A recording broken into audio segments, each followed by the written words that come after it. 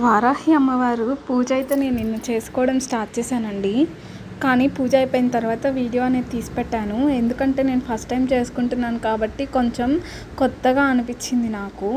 అందుకని చెప్పి నేను ఈరోజైతే సాయంత్రం మళ్ళీ పూజ చేసుకుంటాను కాబట్టి ఆ వీడియో తీసి పెట్టడానికి ట్రై చేస్తాను. అండ్ మనము అమ్మవారికి ధూప నైవేద్యాలతో అమ్మకి మంచిగా పూజ చేసుకున్నాను. చూసారో లేదో నేను 5 ఒత్తులు వేసి ఎర్ర ఒత్తులు చేసుకున్నాను కదా, దాంతో వేశాను. అదైతే అసలు దగ మండుతుంది. అసలు నాకు ఏం చేయాలో అర్థం కాలేదు. చాలా హ్యాపీగా అనిపించింది. అమ్మవారు ఇలా కూడా హ్యాపీ చెందుతారంట.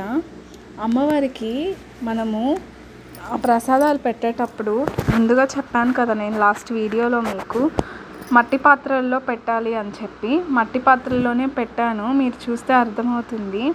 నేను అమ్మవారిని ఒక పీఠం మీద ఏర్పాటు చేసుకున్నాను. ఇంకొక పీఠం మీద గణపతిని మరి శివయ్యని కూడా పూజ చేసుకున్నాను. ఆమెకి అమ్మవారినే కాదు, అమ్మవారికి పెళ్ళయిందంటండి. అమ్మవారి భర్తతో సహా మనం పూజ చేస్తే అది విశేష ఫలితాన్ని ఇస్తుంది అని చెప్పి నేను విన్నాను. అందులో శివయ్యకి కూడా ముఖ్యంగా పూజ చేసుకోవాలంట. మనం ఏదైనా వ్రతం ఆచరిస్తే ఫస్ట్ గౌరీదేవిని కానీ గణపయ్యని కానీ మొక్కుకోవాలి. ఏ ఆటంకాలు రాకుండా ఈ పూజ అనేది విఘ్నాలు తొలగిపోయి పూజ బాగా జరగాలి. అమ్మవారి భర్త పేరు ఉన్నోత్మ భైరవుడు. అమ్మవారిని అయ్యవారిని ఇద్దరిని కలిపి పూజ చేస్తే మనకి ఎంతో విశేషమైన ఫలితం కలుగుతుంది. అమ్మవారికి ధూప నైవేద్యాలు అంటే చాలా ఇష్టం అని చెప్పాను కదా. అలాగే అమ్మవారికి మనము ఫోటో పెట్టుకోకపోయినా ఏం పెట్టుకోకపోయినా మనము అమ్మవారిని మనసులో ధ్యానిస్తూ ఉన్నా కూడా నీసు తినకుండా అమ్మవారిని ధ్యానిస్తూ శుద్ధిగా ఉంటే అమ్మవారి కటాక్షం అనేది మనకి కలుగుతుంది. అమ్మవారి పూజ పొద్దున సాయంత్రం 2 సార్లు చేసుకోవచ్చు. లేదా అమ్మవారు రాత్రి దేవత కాబట్టి సాయంత్రం ఖచ్చితంగా చేసుకోండి. 2 పూటలు చేసుకోగలుగుతాము అని అనుకునే వాళ్ళు 2 పూటలా చేసుకోండి. అందులో ఇంకొకటి ఏంటంటే అమ్మవారికి 2 పూట్ల ఇన్ని నైవేద్యాలు పెట్టాలా అంటే అవసరం లేదు.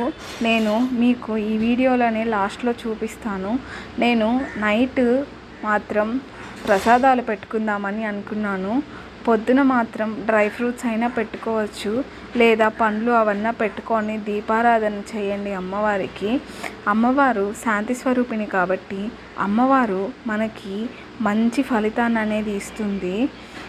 అయ్యవారికి అమ్మవారికి ఎప్పుడు దండం పెట్టుకున్నా మాకు శత్రుబాధలు పోవాలి, మనకుండే సమస్యలను చెప్పుకుంటే ఖచ్చితంగా తీరుస్తారు. ఈ అమ్మవారు ప్రత్యేకత ఏంటంటే శత్రువునే లేకుండా చేస్తారు. మీకు ఏదన్నా కోర్టు సమస్యలు ఉంటే ఆ కోర్టు సమస్యలు కూడా బాగా తొలగిపోయి, ఇంకా మెరాకిల్ ఏంటంటే జడ్జి గారే మీ ఇంటికి వచ్చి మీకు ఆ పత్రాలను అందజేసి కోర్టు కొట్టేస్తున్నాం అనే మెరాకిల్స్ కూడా జరిగి ఉన్నాయి. అమ్మవారు అంత మహిమాన్వితమైనది. అమ్మవారు భర్త పేరు ఉన్నోత్మ భైరవుడు. అమ్మవారిని అయ్యవారిని ఇద్దరిని మనం సేవించినట్టయితే విశేషిత ఫలితం అనేది మనకి మన లైఫ్లో జరుగుతుంది. మీరేమి భయపడద్దు అమ్మవారిని పూజించడానికి. అమ్మవారు చాలా మహిమాన్వితమైనది. మీరు ఎవరి మాట నమ్మినా నమ్మకపోయినా నా పర్సనల్ ఎక్స్పీరియన్స్ నేను మీతో షేర్ చేస్తాను. ఎందుకు ఆయన చెప్పింది నమ్మాలి అని. ఎవరంటే మీరు యూట్యూబ్ ఛానల్లో కూడా చూసుకోవచ్చు, చాలామందికి తెలిసే ఉంటుంది. ఆదిత్య పరశ్రీ స్వామి ఆయన అంబాత్రేయ క్షేత్రాన్ని స్థాపించారు కదా.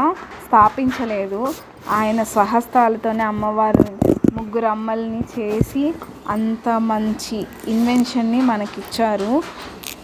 ఆయన చెప్పారు మనకి 21 నుంచి కామాఖ్య గుడి గురించి చెప్పారు. ఆడవాళ్ళ గురించి. ఆయన చాలా హైట్స్లో ఉన్నాడు. ఇప్పుడు దొంగ స్వామీజీలు వాళ్ళని వీళ్ళని నమ్మేదానికంటే ఇలాంటి వాళ్ళని నమ్మాలి. మీరు చదువుకోలేదా, మీరు ఎందుకు ఆయన నమ్ముతున్నారు అని నన్ను క్వశ్చన్ కానీ ఎవరన్నా వేస్తే దానికి సమాధానం ఏంటి అంటే, మీరు కావాలంటే ఆయన వీడియోస్ ఉన్నాయి, కావాలంటే చూడండి. ఆయన అప్పుడే చెప్పాడు. ఎప్పుడు చెప్పాడంటే కుంభమేళ అయిపోయిన తర్వాత పాకిస్తాన్కి మూడింది అని చెప్పాడు.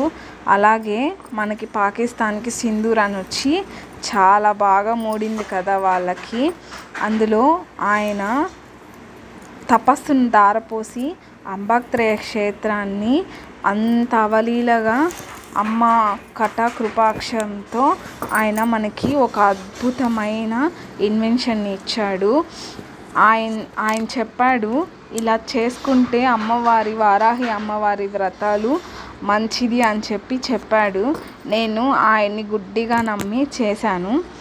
కాకపోతే నాకు మంచి ఫలితాన్నే ఇస్తుంది అనే నమ్మకం అమ్మవారి మీద, ఆయన మీద ఇంకా నమ్మకం. ఎందుకంటే అమ్మవారు ఎలా చెప్తే ఆ సాధనలు మన చేత చేయిస్తాడు ఆయన. నాకైతే కుదరాలి అని నేను కోరుకుంటున్నాను. ఇప్పటికి కుదరలేదు. ఏంటి అంటే అమ్మవారి అంబాత్రేయ క్షేత్రాన్ని ఒక్కసారైనా కానీ మనము దర్శిద్దాము. అక్కడుండే ఇన్వెన్షన్స్ అన్నీ చూద్దాము. ఆయన దాంట్లో 52 మన్నులు ఒకేసారి తీసుకొని వచ్చి ఆ అమ్మవారిని ఆయన స్థాపించారు. ఇంకా మనం భారతదేశంలో పుట్టి అలాంటి చోట్లు చూడకపోయినా, అలాంటి వాళ్ళని కలవకపోయినా మనము అపచారం చేసిన వాళ్ళం అవుదాం. మనము ఆ అమ్మని వేడుకుందాము, దేవుణ్ణి, అమ్మ నీ దగ్గరకు వచ్చే మార్గం నాకు చూపించు అని. ఎందుకంటే ఒకే రూపంలో 3 అమ్మలు ఉన్నారు. సరస్వతి, పార్వతి, ఇంకొకరు ఎవరో లక్ష్మీదేవి అనుకుంటా. వాళ్ళ 3 ఉన్నారు. ఆయన అసలు మంత్రం కూడా ఇచ్చి అంబాక్త్రేయ క్షేత్రంలో ఇప్పుడు భక్తులకి ఫ్రీగా ఆయన మంత్రం ఇచ్చి వారాహి దీక్ష అనేది చేయిస్తున్నారు. ఆయన ₹1 అడగడు, ఇది చేయరు. చాలామంది గురువులు ఉన్నారు, కానీ మన దగ్గర డబ్బులు గుంజి అది చేస్తాం ఇది చేస్తామని చెప్పి లాస్ట్కి మనల్ని బొక్కబోల్తా చేసేస్తున్నారు. కానీ ఆయన ట్రూగా వాళ్ళ శిష్యుల్ని ఆయనతో పెట్టుకొని మనకి ఇంత సౌకర్యాన్ని అందజేస్తున్నాడు. ఆయనకి దేవుడు చల్లగా చూడాలి. ఆయన ఎప్పుడు చూస్తారు కూడా. అంత మహాయోగి మన భారతదేశంలో పుట్టినందుకు నేను గర్విస్తున్నాను. ఆయన్ని చూసి ఆయన పాదాభివందనం చేసుకుంటే నా జన్మ పుణ్యం అవుతుందని కూడా అనుకుంటున్నాను. ఆయనకంటే ముందు ఆ అమ్మవారి దర్శనం అనేది మనకు కలగాలి. ఆయనేగా చేసింది. ఎందుకు ఆయనకంటే ముందు అంటున్నారంటే ఆయనే చెప్పారు, ముందు అది కాదు, ముందు నేనున్నా లేకపోయినా అమ్మవారు చాలా శక్తివంతమైన అమ్మవారు, పవిత్రమైన అమ్మవారు, ఆమెను దర్శించాలి అని.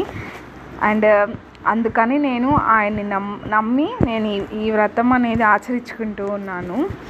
అండ్ నేను నైట్ పూజ చేసేసాను. మార్నింగ్ కూడా దీపం అనుకున్నాను అనమాట. మీరు ఇంకా కుదిరితే ఇంకా నియమాలు పెట్టుకోండి. ఏంటి అంటే మధ్యాహ్నం ఒకటే అన్నం తిని మార్నింగ్ నైట్ టిఫిన్ తింటాను అని అలా కూడా పెట్టుకోవచ్చు అమ్మవారికి.